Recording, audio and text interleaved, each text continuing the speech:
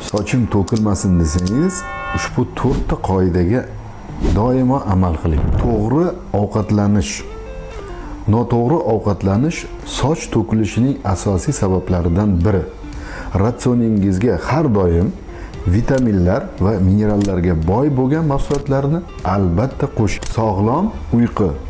Uyqu tanamizni deyarli tiklanishi uchun juda ham zarur narsa.